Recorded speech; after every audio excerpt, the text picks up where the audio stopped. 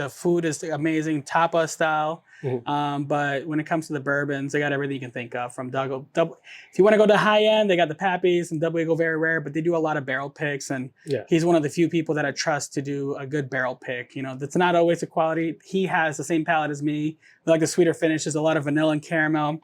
So I always trust his barrel picks. And this stag single barrel that he got from Buffalo Trace, one of the best things I've ever had in my life. And I've had a lot of different things. It was just, normally stags have that deep burn and high proof at 65% a lot of times. It's delicious, but it's always inconsistent. This one was the sweetest one I've ever had, especially at that proof, and it was phenomenal. I was lucky enough, he gave me the barrel so I could finish whiskey for them. And, it has become something absolutely phenomenal. It's finished at 120 proof and coming out of barrel strength. We're doing a really cool design with them with, our black wax, but then having the stag antlers on the barrel itself on the wax, and just really cool design I want to create for them. But the spirit obviously speaks for itself. But at 120 proof, it was finished about 8 months in that barrel, and it's a freshly dumped barrel too, which if we want to get to the nitty gritty, the difference between dry and wet, but this one was wet and it was just absolutely delicious. That's dope. We're going to go ahead and try it in real time. Absolutely. And cheers. Cheers. And enjoy. Thank you for sharing this with me. Absolutely.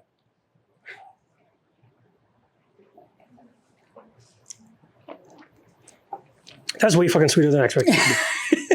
For 120 proof too. I mean, you get the burn at the end, but it's way sweeter than I expected. That's it's got good. that heat, but it's like calming caramel notes and toffee and all that kind of coats. That's weird. That's not what I expected. Someone give you a blind tasting. Do you think that was a rum?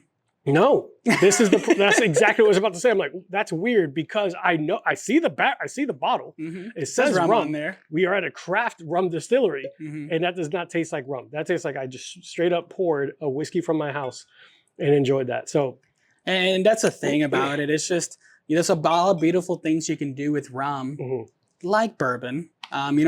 Back in the day, it was Colonel H. Taylor that changed the game for the, bottle and bond. And, actually everybody was calling whiskeys similar to what's going on with rum, similar, tequila and all the things, the flavorings, and kind of just call it whatever it was. Yeah. And he was the first one actually created the bottle and bond act. So to make sure that it is bourbon to be actually, the whole process, people don't know, to look it up, is a lot of information. But essentially you're being regulated to know that this is actually made here, distilled and aged. Yeah. And I want to do that for rum in that sense of this is aged in a new charred American white oak like a bourbon, but it's accentuating the distillate rather than just hiding it behind these old barrels or whatever else. Yeah. Finish is great, but it's always aging in new charred American white oak because I want to accentuate the quality of the distillate product. One of my favorite that's amazing. This is really, really fucking good. I'm mad at it. I'm mad that I'm like throwing off. I was like, this can't be a rum. But the other thing that's funny is, did you know that the first Food Protection Act of the United States was because of whiskey? Was because of the bottle and bond, because people were getting sick off of tar and tobacco spit and turpentine and all that. Because just to get the colorings and everything else. Yeah, it's a fake, like we said, you can't really age whiskey that fast. So people are putting out fake product and people are dying and getting sick. And not, bad milk, not bad bread, not bad food. It's like, hey, we got to make sure our whiskey's safe to consume. Eventually get to the FDA with bleaching friggin' milk and, the steaks and everything else. Yeah. But whiskey, of course, being the first one to do that. Just another random fact. It was a mobster that made people have to put expiration dates on milk. Really? I actually didn't know that one. It was, I forgot who it was. People are going to fucking flame me in the comments. I think it was like Al Capone or someone, but I know actually who Southern Glacier, where they get their history from? Where? The outfit? Nowhere. Al Capone? Why'd I have from Prohibition? I fucking had So there, of course, the distribution law is still going through that. And there's a lot of stuff, not being conspiracy theory stuff, but there's some things where you look back and like, huh, interesting. Yeah. So they're the ones that actually still managing the Prohibition stuff. Okay.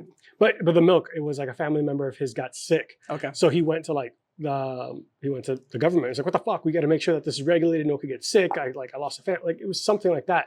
And because of the ability to have a crime boss backing, they put expiration dates on milk. It was wild because prior to that, people would just assume oh, it's fine. Interesting. It's a fucking random fact. I'm sorry. I can see that they had the power. Obviously they could do that. Yeah, just something randomly I thought of. But you talked about these partnerships and building that brand and building all those relationships. Is there a dream collaboration or something that you're like, oh my God, I would love to work with? Or so far, one product that you were pleasantly surprised how great it came out? So two different questions, I guess. That's a good question. Obviously, it's great. We would love to do stuff with Buffalo Trace directly, and I love Michter's as well. I respect a lot of what they do. Buffalo Trace always been my favorite in so many ways. I would love to do some finishes with them, and learn how to do their bourbon in so many different ways. But that's like an open-ended kind of answer in a sense of like I would love to just work with them in some way. But my favorite thing, honestly, is working with these local businesses and these local restaurants. And hey, I got this cool barrel. Let's do something cool, like the Lakeland Whiskey Society, finishing in the Blue Note barrel that they did, and that was extremely successful, and it's delicious as well. It's come out like creamy and chocolate, and it was just so good. But tough, right? The thing is, not to talk down about a lot of people and places, they kind of just throw in a distillate and throw into this idea of a cognac barrel or whatever else, and kind of just finishing and tasting like you don't know what that was inside that barrel. I love to taste what was inside of it, so I know I can match it with a specific whiskey or whatever else that I'm doing that's going to match those notes. And it's almost like cooking. It's like you don't want to throw some Asian stuff in Latino if it's not actually going to bond well together. If it's not going to be a quality product. Two different concepts altogether. And if you don't know what it tastes like before, how do you know what it's going to taste like afterwards? Fair. Like, of course, when it comes to aging, it is a barrel, so a different science altogether. You really don't know. You have a concept and idea, but I like to control as much as I can control. So I like to know what the product was like before I finishing it in there to create something unique. So I want to make sure they're, working too well together inside the barrel. So that's why I like working with local businesses, because they allow me to try the barrel or the bottle first to know exactly, okay, this is going to match well with this particular barrel, with this particular whiskey, because it is all single barrel. So they're all different and unique. Some might have that peppery finish. Some might have that cherry finish or vanilla, oak, whatever it is. You want to make sure they're working well together. And so I honestly, although I would love to do something with Buffalo Trace, I don't know what that looks like yet. I would love to do something with them. So like in the meantime, I like working with local businesses. Like we have like / did something with a meadery, Zamirium, like that meadery, because I love him and Michael over there. And I know you worked with them as well. Yeah, they use our Libertai, which is our spice rum that's aged real fruits and spices. Actually, I do a sweet toasted finish for that, and that's how Oak Aged Libertai came about, and that's become its own thing. Roast of Spirit, we did one when Elijah Craig finished barrel, and it tastes like Cinnamon Toast Crunch, and people are obsessed with that. The fuck? Yeah. Is that here? No, unfortunately, all those sold out. The third barrel sold out already. The fourth one's coming out. I tried it the other day. It is absolutely phenomenal. So I'll see if I can grab some from your barrel too. It is phenomenal. I came here during the wrong time. You didn't tell me we were Cinnamon Toast Crunch. Yeah. All the unique things that we're doing, and everything is truly aged. And again, it's the difference in then allowing the barrel to do its work. Like I love seeing what's going to come out of it. A lot of people like to, are very to the T of like, I need to know exactly what's going to be like. I like saying, hey, I wonder what's going to happen this time, Like I love the unknowns. And that Oak Aged Libertai barrel, they actually finished their whiskey in that barrel, and it's become a huge thing for them. And so now they're like, okay, we need more of these barrels. I'm like, I'm working on it, okay? Like, I'll definitely bring something more out for you, because I literally created a new concept of a spice rum barrel. It never existed before. So especially something real and unique. And I never even thought about that until Michael Buffa actually brought that up to me. He's like, you created like a whole new line of barrels. And I'm like, really? And when you think about it, it's completely unique. So big shout to Mike B. I love that guy. I love He's them such both. A cool guy. And Tim, they're so cool. I fucking love. If they weren't so far out of my way, I would probably be drunk all the time. Like I feature their bottles, their Sin Nombre, their mezcal, all that. They have a lot of cool events too. Cigars Dave. So we love working together. And when it comes to the spirits industry, something I really loved is there's a lot of collaboration and camaraderie. Like the thing is, we're never going to have 100% of the market share. That doesn't exist. Some people are still going to like Captain Morgan compared to Libertalia, or some people are still going to like the bourbons more than the whiskey, and that's fine.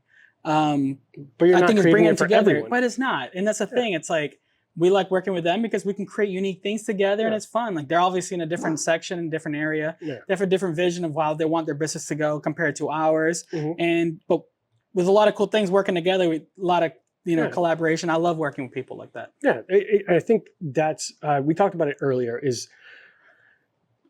Look, it's more than just alcohol. It's more than spirits.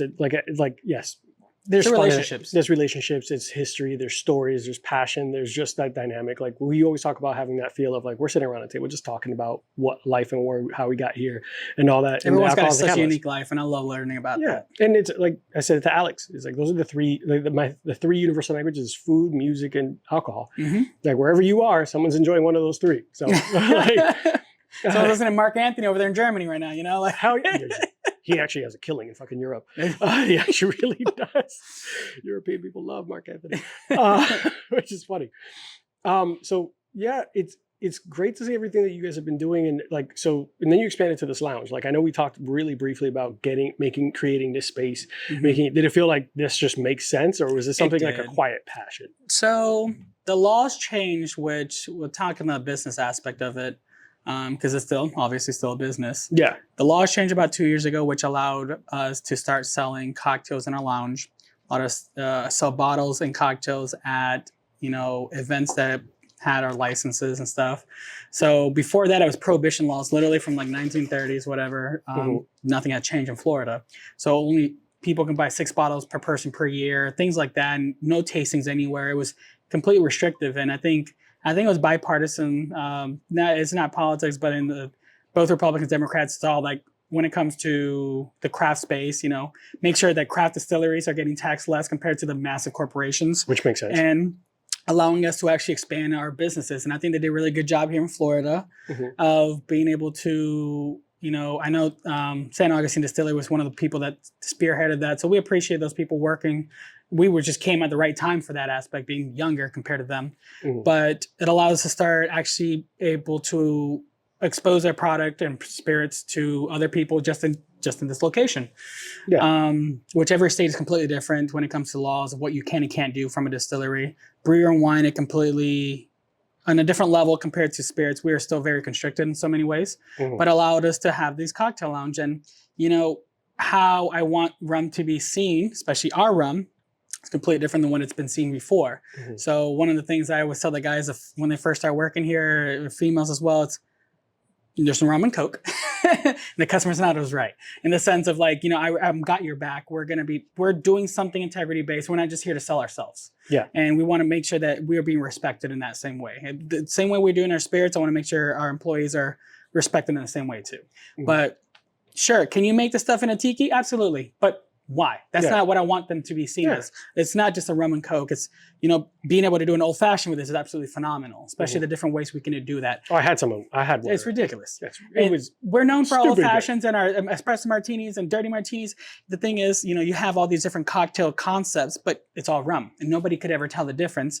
But we're accentuating it in so many ways. So instead of having to, have a gin cocktail and a whiskey and you're getting messed up the next day, you're having the same concept here and accentuating those things, but it's still rum, so you don't really get messed up in that sense. But when it comes to the craft lounge itself, no, I had no idea. Again, my life has always been there's an opportunity, I'm going to take it and see where it goes. Yeah. And I'm being a faith-based person. It's like, you create that sense. You get that opportunity and it's like, screw it. What's the worst that can happen? Let's fucking try it and see what happens. And the little small cocktail lounge became something bigger than we ever thought. Hence why this bigger cocktail lounge. And this is getting too small. So then we had the private event center too. Yeah. And then now it's probably going to get to the next section here now too. Until eventually we have our bigger distillery and Lakeland and Forever Home and create that Buffalo Trace concept that we've always wanted to do. Yeah. But essentially it's just become, we learn more about our spirits through the cocktails because of how it can do. And that's the thing. I believe a good sipping spirit makes a better cocktail.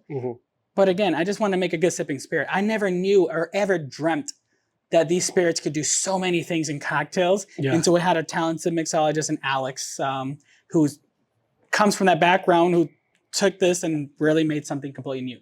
Yeah. So our syrups and reductions, everything, liqueurs are made in-house. But I didn't know much about our product because I thought it was just great sipping. And then when you do it in cocktails, it just turns it into a different animal, which only gave me more inspiration to do other things in the back, which brings more inspiration up here, and it kind of works back and forth. I wondered if that thought process of you try something in a cocktail and what would make this cocktail better is if that spirit was more cinnamony or more in a different aspect. That's how the citrus came about. Alex was like, I want to make a Cosmo for these ladies that love Cosmos. And so he was using original Pitorro. He was muddling lemon and orange peels and gave that citrus taste. And I was like, screw it. Why not just age the lemon and orange peels in the Pitorro and call it a day? And the citrus pitorro came out. All the restaurants that have been trying it, they were obsessed with it. They got rid of their absolute vodka that was with flavor of the citrus. They wanted a citrus pitorro. They're like, why aren't all these martinis made with rum? It's like, well, it's not every rum. Yeah. We have a very unique product that is able to do because it's so clean and the sweetness, it just works better in cocktails. Have you seen pitorro in other avenues or other companies, or is it just like nobody else in the United States makes that? That is from my knowledge. That is fucking dope. And we have a very specific niche in that hole in the market, from the pitorro to the Libertad to the Risky. And it's almost combining different flavor palettes together, different people together in one product. And you're in the perfect fucking state for it. Heavily Hispanic, heavily like that cultural. Like, and it's very touristy. So you have a lot of people bringing that out at the places as well too. Yeah, and it stands out on a menu too. So if you see like, oh, what the fuck is this? Because people are looking for, like I said, you can go everywhere and get a fucking old fashioned. Yeah, of course. And that's where people like smoke stuff and do all this extra to try to set yourself apart. Like, but your base spirit sets you apart right away. Well, what's crazy is you have these basic knowledges of these different cocktails. Pitorro and Libertad and Risky are creating new cocktails that have never existed before because, again, it's not that flavored aspect of it. And it's just chemically inclined to do a lot of things that other spirits can't do. Yeah. Rum is very versatile in how you can use it in cocktails. It's probably the most versatile outside of vodka. Yeah. Tequila's up there now too. They're creating a lot of cool stuff with tequila. I was about to say, I'm like, tequila is actually one of those brands that, one of those spirits that used to get a really bad rap because it was associated with partying. It did. Associated with partying and bad hangovers. Margaritas, that's it. Or just doing tequila shots. Now it's and becoming blacking so out. much better. Yeah, now you're seeing less additives, more cocktails being spun up on them, more use. They're getting more public, like real, like, hey, these are actually, even health nuts. You find out like tequila and mezcals are actually arguably better health-wise for you than other spirits. Mm-hmm. It's funny, there's actually a misconception that piece in the sense of like anything distilled, it's gluten-free.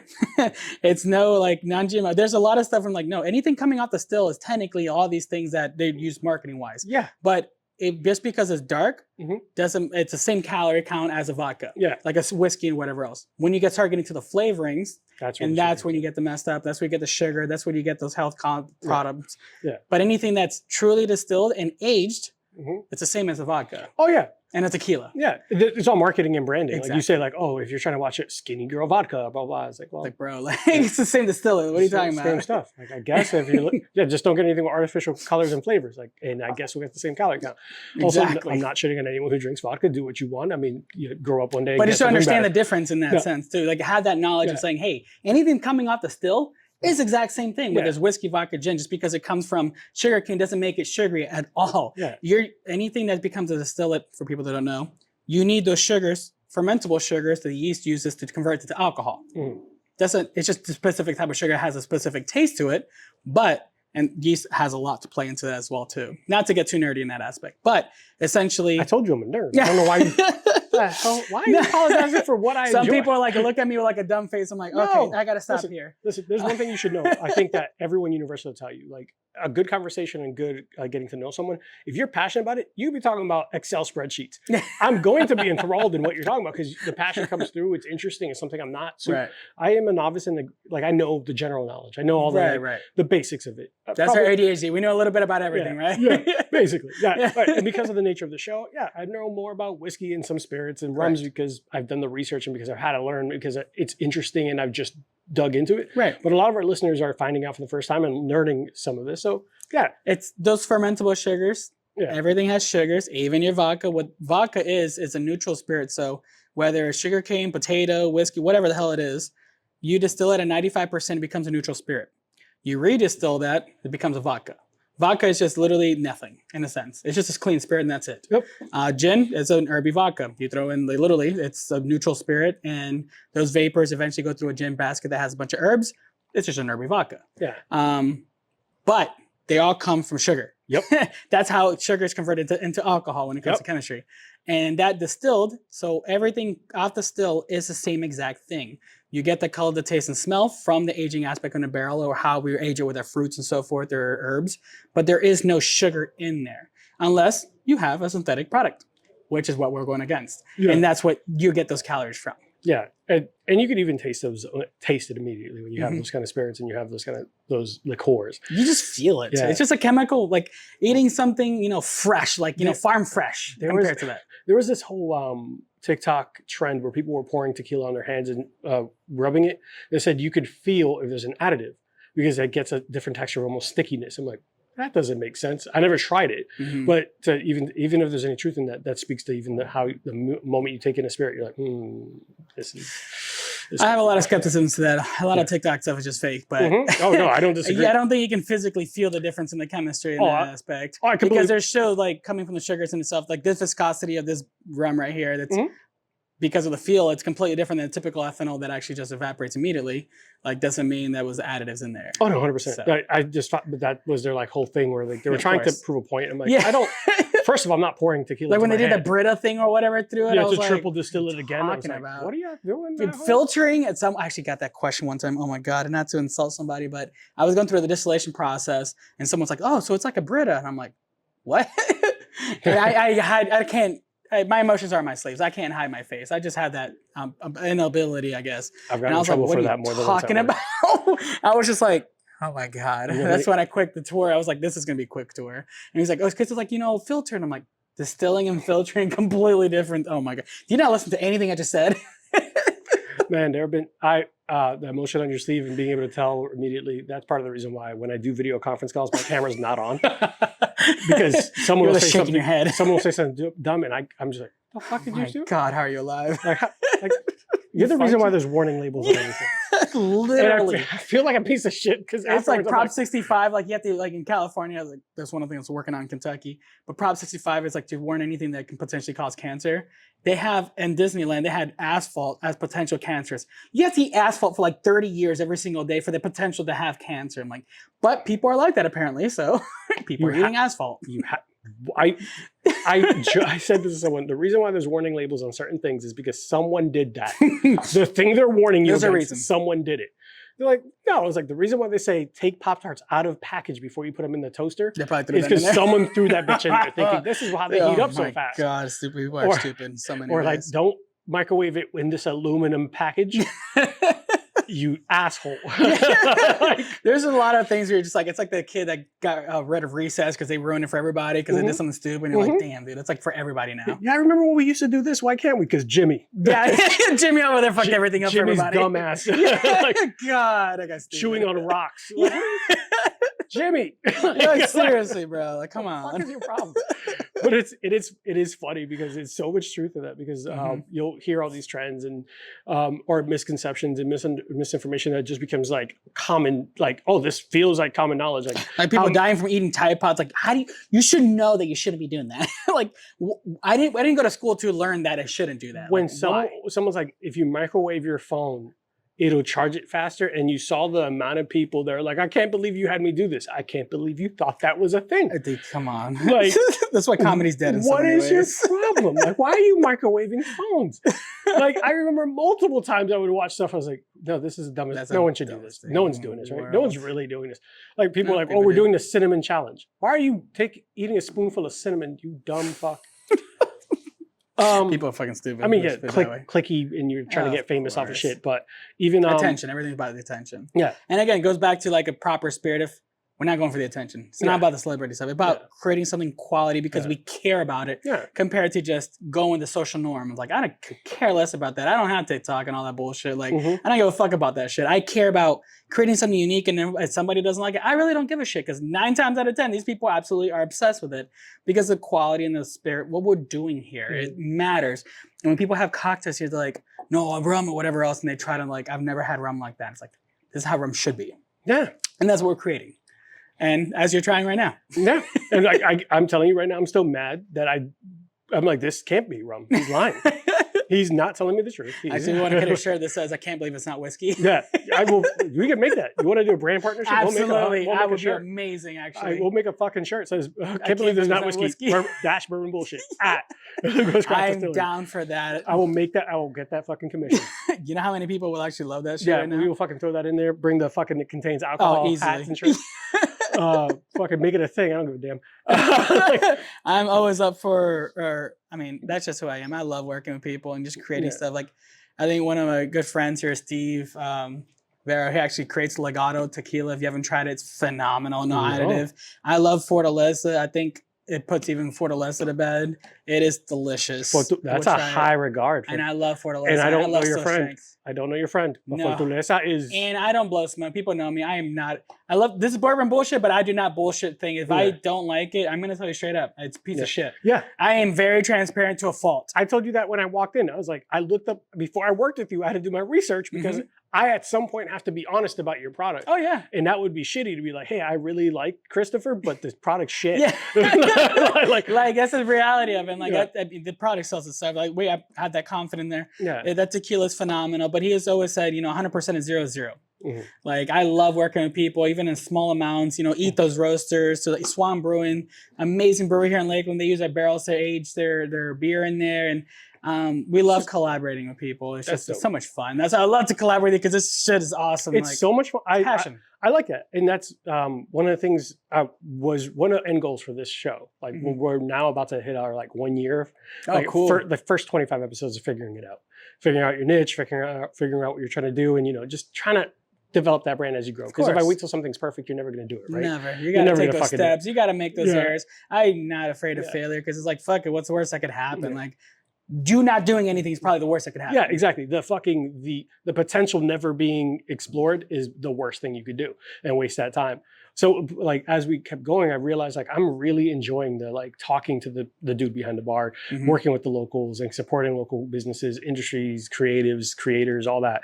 And it's just fun because unless you end up becoming bigger than Bacardi at some point. I would always remember the passion that drove you there. And it's never going to change either. Yeah, too, but you get me it's good to see that the actual human being behind that creative that creation as opposed to the just an entity. So that even if that ever did happen in the future, that was never the reason. No, of course, and that's as you know, getting to know is that's not what we do. And you shouldn't, because that would be hollow. It is. That would be hollow. It's just trying to sell yourself to them. I don't give a shit about that shit. I care about having fun creating these things. Speaking about the lounge we were talking about earlier. Yeah. We went in a random... I love it. No, but that's I just... Does the lounge have a name, by the way? It's just not really. It's just Lugo's got Distillery, Lugo's Lounge. But okay. Lugo's in reality, it's that's a nice alliteration, right? When I started this, when I come out, I was looking at opportunity to create the spirits. Did I see this happening? Absolutely fucking not.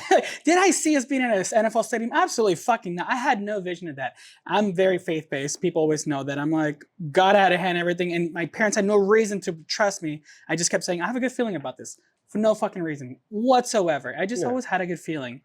But to think to add a distillery when the laws didn't even exist when we started this, to have a lounge, to be a place where people become friends, family, relationships, whatever it is, almost like a Cheers place where it's not the being path, but there's a lot of people that live around here, and it's there's a lot of parking, there's all these events and people meeting together. I'm I never in a million years would have thought we would have that impact where people are having a place to get away. Our favorite place to go to Lugo's because we get away from the world. There's no TVs in here. It is just a lounge where you can just relax, get away from all the bullshit you normally deal with on the daily basis.